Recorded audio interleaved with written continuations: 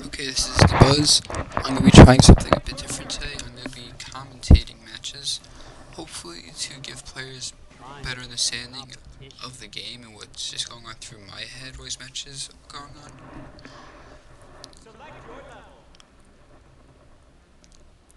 Right now we're just picking the stage. I believe we go to Hades in this set for game 1. It's going to be Good Cole versus Evil Cole. I play Evil Cole. My opponent xoptogerx plays Good Cole. It's a matchup I have to play very often because a lot of people use Good Cole now, more so than Evil Cole, surprisingly. He's only level 4 or 5 Good Cole, so I have a feeling he hasn't been playing the character that long. I have to keep that in mind. Knowing he doesn't have much experience, I have to assume he doesn't know a few things about Good Cole, a few traps, so I have to watch out for those.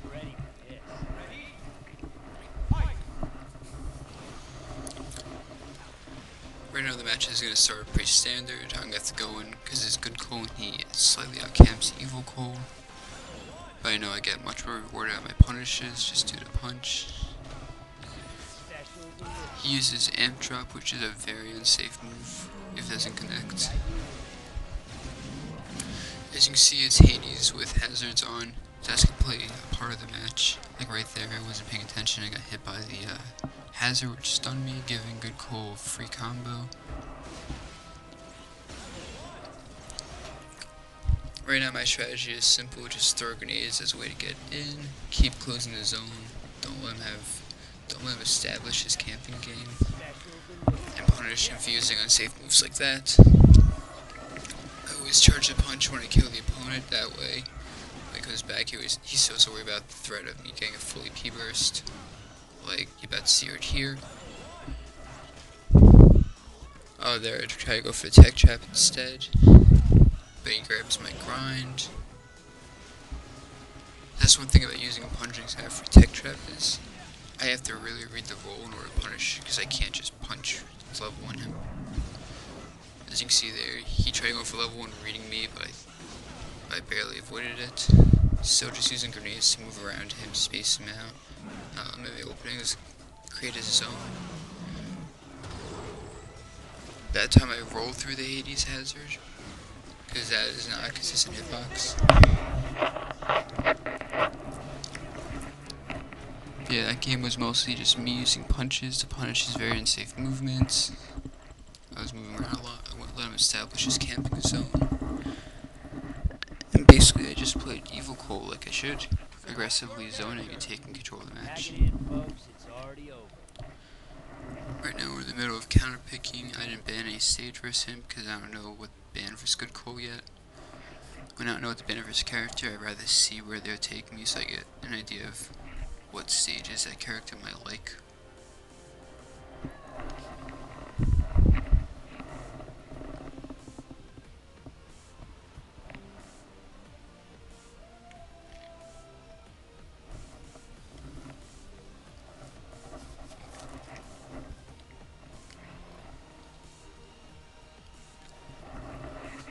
Looks like he's switching to Raiden.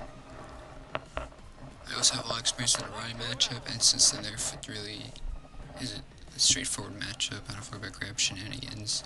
I can kind of just move around safely versus the character. Oh, big shoutouts to Ricochet, by the way, for doing his match commentary. It's actually what inspired me to start doing this, see if it works out. He talks a lot more about the current metagame and what he thinks of character balance. So I think this is a good way to do something similar to him, but focus on a different aspect of the game. The more playing part of the game, the more what's going on in people's heads, as opposed to metagame. Because he's good at discussing the metagame, and that's not really what I'm interested in. My opponent is taking his time to kind of pick a stage.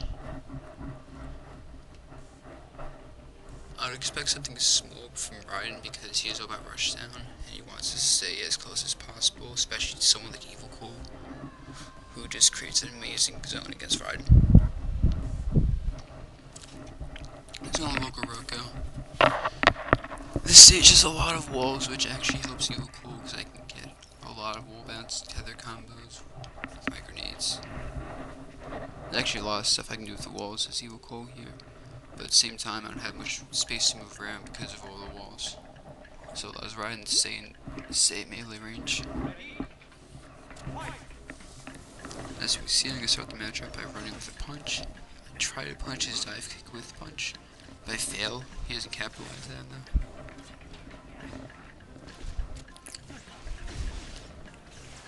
As you can see right here, I get the wall combo. I don't fully complete it, but I get a new one anyway. It's a really tricky combo to do, just because of the timing. I barely missed punching an unsafe move, and I tried punching his dive kick with level 1, but it doesn't work out well. So far, throwing out random level 1s does not work for him, so my mindset right now is to stop doing that. He just doesn't capitalize there and takes a full AP burst combo as a result. That was smart by him. He got a little bit of poke damage using that down circle, I believe. Because I couldn't punish him for going through a platform like that. And a lot of people have this problem where with Evil Cool, they roll out of fear when they're up close and not in the air. So I find it very easy because most people will just wait for the roll and punch. Anyway, we see him trying to close the gap out. He's trying to bait me into using attacks with his counter. It's not really working too well because he's overusing it. Kinda just expecting the counter a lot now. Let's see, he's still in melee zone, so I'm just trying to hit him once to get him out of there. And right there I got my hits, like I said, punch, I can set my melee zone with the oil spike. I got my level 1. He's trying to just poke me through platforms, as we can see. Once again, he has to try to get in now, and I wasted a punch, but that time, I got a successful punish on his side circle with level 1. That side circle move is very unsafe. Most people don't punish it very well, just because it's such a scary move if it hits into free AP burst combo, or level 1. But you can really just stuff it with most projectiles. And you can always just block it and punish afterwards, whether it's an air version or ground version. So now we see him just pulling a lot of mix-ups on me. He's 2 stocks behind, so I'm not really that worried. I just gotta find an opening for a punch or a grab. Oh, good. Dive kick is safe and block. I have to just remember that, because every time I try punishing it, it hasn't worked out. Whereas dive kick, you really just have to make it whiff. Move out of the way slightly so it doesn't even touch your block.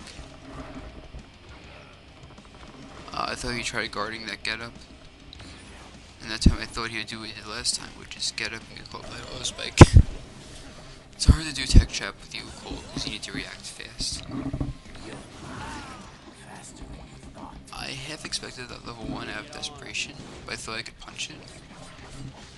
But apparently that hitbox is a little bit better than I thought. You can't just beat it with a move like punch. But yeah, like I said, people have a tendency to roll with Evil Cool on the ground, and it's not good when he has a punch. That's what a lot of good Evil Cools are looking for, and that was my commentary.